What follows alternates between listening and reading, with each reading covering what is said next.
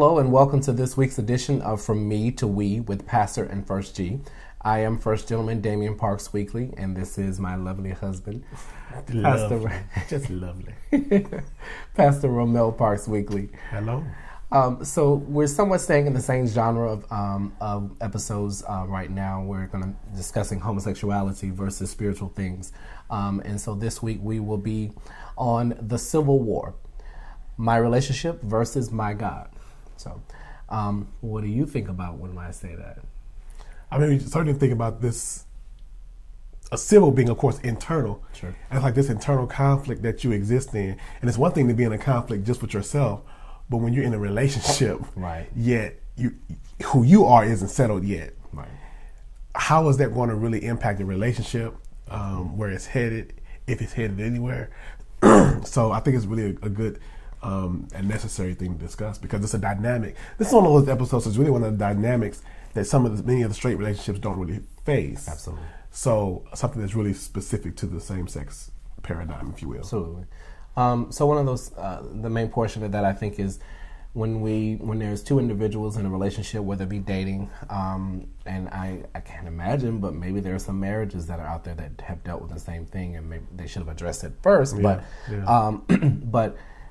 still not really believing that God accepts you, affirms you, that, you know, you're not really, that the relationship is wrong. How do you do that? I mean, and, you know, when I was 19, 20, I did have relationships where I still felt that God didn't affirm me, but these were relationships that didn't last 2-3 months. Right. I think the longest one I had at that time was like 9 months. That was like dating, though. Right, it was more dating. Of course, we called it relationship, but right. After 30 days. Right. So, but to be in a long-term committed, I mean, some people are years into a relationship that you apparently believe is doomed to failure, because at some point you're going to get it right with God. I mean, right. So it's like,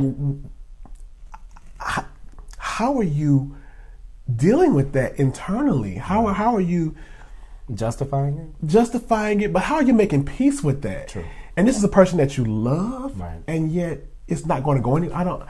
It troubles me. It does. And if you think about it, like I know situations where there's not a lot of people I know personally, but people that I've interacted with on Facebook, they've been in actual relationships for like 10 years, 10 or 12 years. You live together, you have a home together, may even have kids, but somehow or another you feel like eventually you're going to get it together and the relationship is going to be for naught. And like on the male portion of that, on the same-sex male portion of that, like you're actually planning to at some point get it together where you're going to marry a woman and maybe have another child or two or something like that. I'm like, are you really, you know? And then does the partner know about this? Do they know that their relationship is doomed to failure at some point? Don't get too invested, because this thing could end in any moment. Right. Oh my God. Even after 10 years. Oh, okay. After 10 years. Yeah. And not making fun of that is, if you really think about it, not to be insulting to anyone, but that's just ludicrous. I mean, I can't even imagine what it would be like. You and I have been together now, we're going into year 3. And even after 3 years, I can't imagine that you would turn around and say, well, you know, at some point we're going to have to let this go. Like, what you mean? So, I mean, we're trying to make light of it, but that's really, I mean, it's a serious thing. Very much so. So it's like, how do you... Most people in the whole scenario of, well, it's what's rooted in me. It's what I've been taught all of my life. It's what's been instilled in me. I grew up in the church, and this is just what I know. And I'm like, well, okay. I get so... Many of y'all may follow my ministry, and you see even on my Facebook wall how much debate and things I get involved in. I call him the great debater. Yeah. So I'm a very patient, open-minded, understanding person, but I got to tell you, that whole way of thinking, I am so tired of that. Yeah. I'm through. Yeah. This is how I was raised. This is what I was taught. Like, how you were raised is the measure of rightness. Right. I mean, people were raised thinking that, you know, that they couldn't preach because they were women, or people were raised thinking that God was going to curse you if you didn't tithe, or people were raised thinking all kinds of stuff. So it's like, I understand that you were raised that way, but being raised a certain way does not give it credence. Right. But you haven't put in your work right. to find out what's right. So you're just trusting in what other people told you. Right. And we just not only do we regurgitate the words that were spat out to us, but the thought processes, the way of thinking, the way of life even. Yes. You know, we just kind of mimic what we've been told rather than just kind of exploring and researching all those things on our own. That was really powerful what you said about not just regurgitating the words, but the way of thinking. Yeah. Because I am finding that a lot of gay people are literally thinking that way. They're calling it the gay lifestyle. Yeah. Would you all please stop calling it that? There is no such thing as a gay lifestyle. No. Okay? They got the gay lifestyle, and they're calling it, it's just what I do. Oh, that drives me crazy. It's not what you do, boo. It's who you are. But yeah. I'm sorry, we have accepted, we've heard, it's like brainwashing. We have heard the lie so long that we have accepted it, and now we're using it to describe our own selves. No. Goodness gracious. But for those of us who struggle for equality, even those who've been out there, some out there who have marched for equality, but we still want to like describe our lives as something that's different, as if it's alien or foreign. No, sweetheart, it is what it is. We just happen to be two men, but our marriage is still a marriage. It's not just a gay marriage. It's a marriage. It's not just a gay relationship. It's a relationship, you know. And I know that we're labeling some of those things like right now when we talk about same-sex marriage and things like that in the news and things like that, because we do want to identify right now what it is. But part of the advancement is to actually be created, to be addressed just as normally as anything else. Absolutely. So, you know, but that's got to start right in here. You know, it's got to be an internal thing. So. It does. And, you know, we're talking about relationship. But there's, and you know, of course, using us as an example, we don't just say relationship, we say marriage because we're married. Mm-hmm. But how many people are gay, don't affirm homosexuality, don't believe God affirms homosexuality, but then they do the same thing that the world, that the conservative church is doing. Mm-hmm. I don't believe that God affirms homosexuality, so therefore, even as a gay man, in my 5-year, 10-year relationship, I don't support another gay person's right to get married because it's my choice. And I'm like, if that's your choice, sure, fine. But how can you oppose someone else having the right to make their choice? Right. But there are gay people out there who are still living the gay lifestyle, whatever that is. Whatever that is. But yet oppose same-sex marriage rights. Mm-hmm. I don't get that. I don't either. And so it's almost like, I can't say resounding. What's the word? It's like, it's crazy. I mean, it's just, it almost is. It's like, like when people who are dark skinned oppose people who are light skinned, or people who are light skinned oppose people that are dark skinned. It's like that internalized hatred. Exactly. Yeah. So in this case, self-hatred. And so in this case, it's like internalized homophobia. Like, you're against a big part of, especially now, a big part of what is affecting the same-sex culture or community. So, you know, fine, there are plenty of people out there who feel like, okay, yes, I'm gay, but I don't ever want to get married to a man, or I don't ever want to get married to a woman. But why would you be against another couple wanting to make that lifelong commitment, that lifelong relationship? Well, that doesn't really make a whole lot of sense to us. I know it doesn't to me. No, absolutely. Like, we're in the do you generation. If you don't want to get married to another person of the same sex, okay, do you. but don't oppose somebody else doing them. Yeah. And so I think that all of this boils down to settling this civil war. Sure. Because if you're not in conflict with yourself, then it doesn't matter if, for some people, even straight people, they just don't have any intention of getting married. Yeah. But they're not out there opposing anybody else's rights. Exactly. So clearly it has to do with your religious beliefs. Right. And so I think that once we deal with this God versus my relationship, or my relationship versus God aspect, that's going to really put to bed a lot of these different ways that it's manifesting. Absolutely. Yeah. So it's almost like not like you, but you really need to research for yourself, read for yourself, pray for yourself to really get to a place where decide, you know, if you can't get it right with God first, how do you invite somebody else into your life? Into your mess. Because it's a mess. A war is a mess. A war is messy. It's bloody. It's devastating, and you're bringing somebody else into that. Right.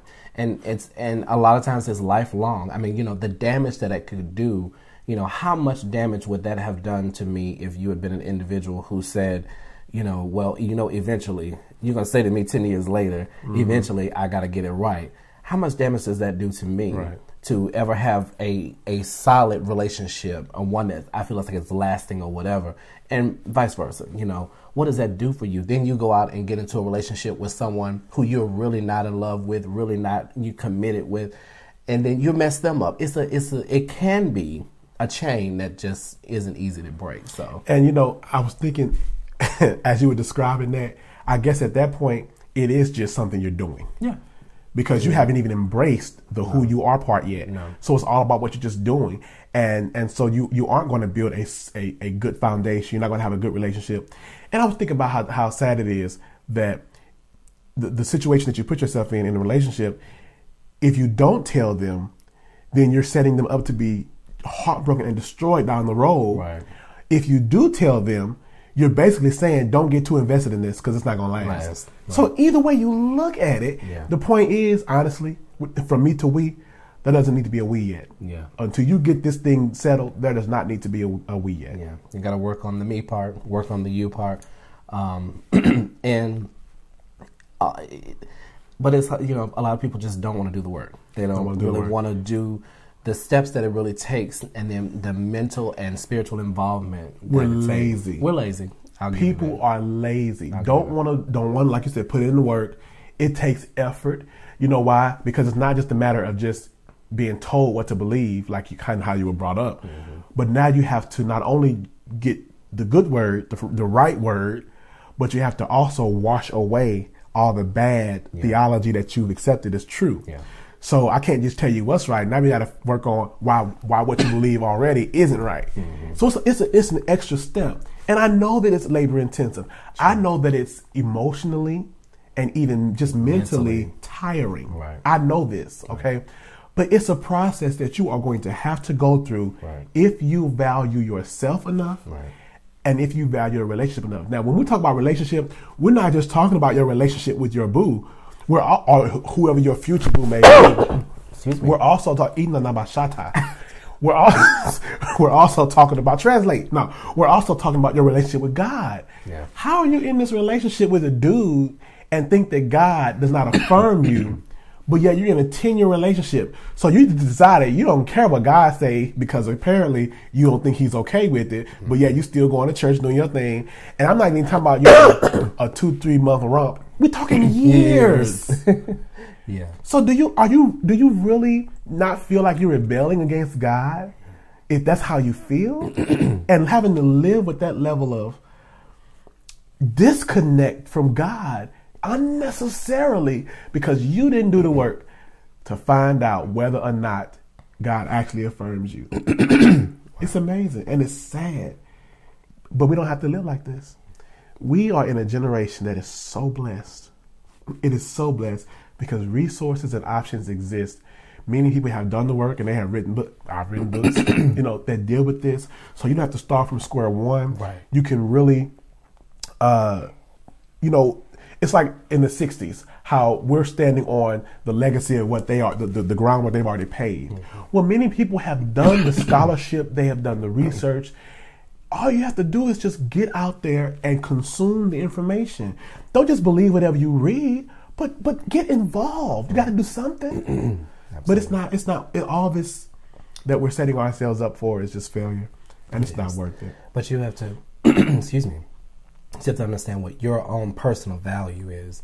If you can get to that point where you can understand that I'm worth it, he's worth it, she's worth it, or whoever, even if you haven't met the person yet, whoever's out there, they're actually worth the work that you need to do in order to get yourself together so that you can meet that person. Excuse me. But it kind of goes back to that whole, the one thing.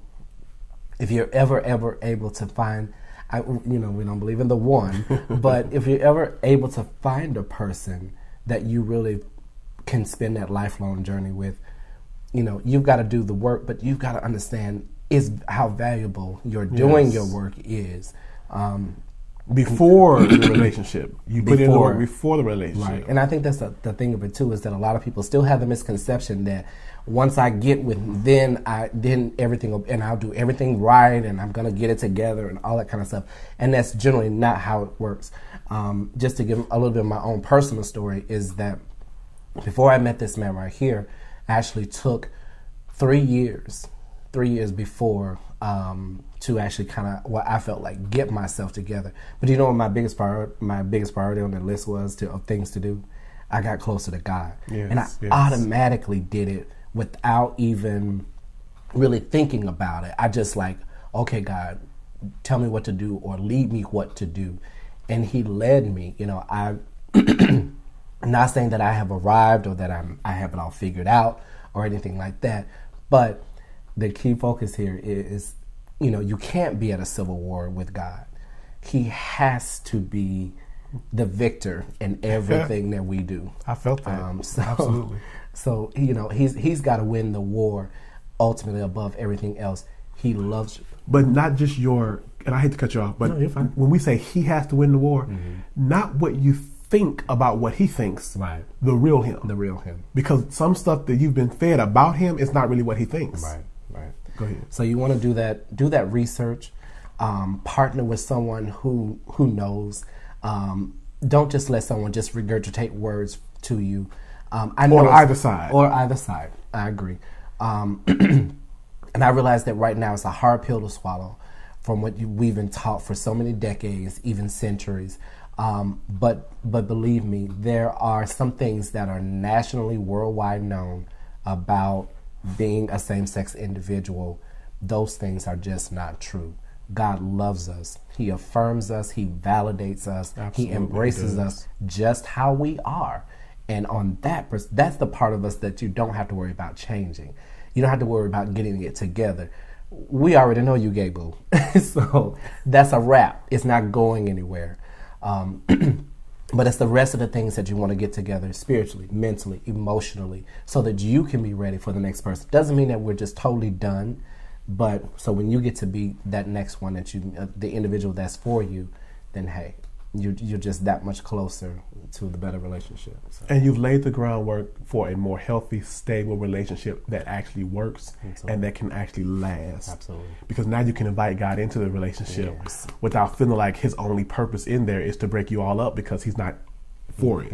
Now you can bring him in and have him as a part of just the same as Christian heterosexual couples have. You know, and we have God in our relationship. A lot of conflict is resolved because God is in our relationship. You know, this stuff matters. And if you have this civil war going on, you have removed the single, I hate to call God a resource, but the single greatest resource toward a sustainable relationship that you can have as a believer. Right. There's just one last thing I want to do before we go. Excuse me. I want to encourage you, those of you that are in relationships, I want to encourage you to do something that we did at the very beginning of our relationship. And honestly, it's a little bit of a struggle to kind of do it every day, but it's so important. You really need to find someone who is willing to pray with you daily. If you're at the beginnings of a relationship, or you are in a relationship and you want to get married or anything, you know, the next phase of it, I dare you to find someone who's willing to pray with you every day. That makes such a big difference.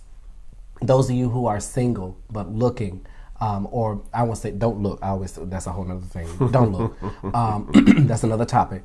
But I encourage you to meet someone and challenge them. Hey, what do you feel about praying with me every day? Even if you're long distance, like we were long distance, so we had Facebook and visit each other every other month and stuff like that. So prayer and on the phone was something that was crucial.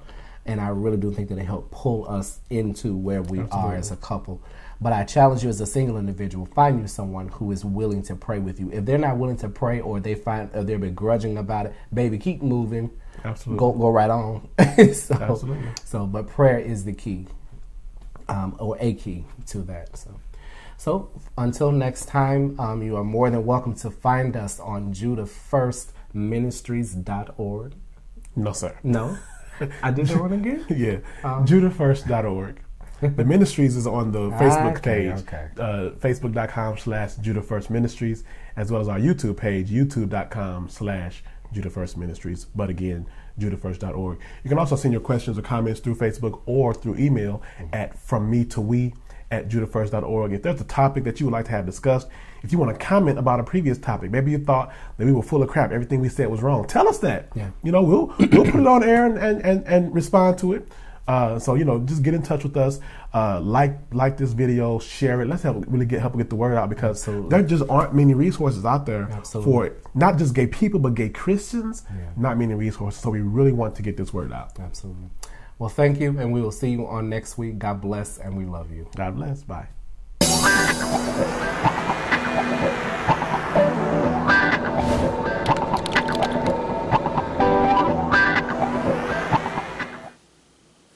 I'm singing glory to His name. Ooh, glory to His name. Precious name that to my heart was the blood of life. Glory to His name. Who what?